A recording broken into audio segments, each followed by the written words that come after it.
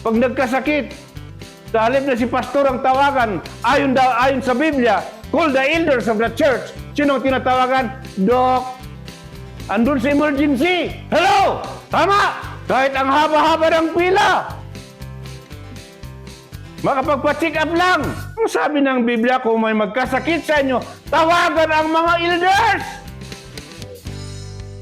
But how can the Holy Spirit move? Because of this mindset.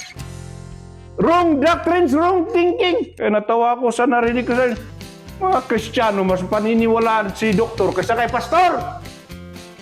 Tama! Kung si doktor magresita ng paracetamol, bili agad. Si brother, si sister. Pero kung si pastor ang mag-advise, ang dami pang tanong. Ang dami pang reklamo. Di ba sabi ng Panginoon, I will give you pastors? Hello! Ikaw ba ako nagsisirmon?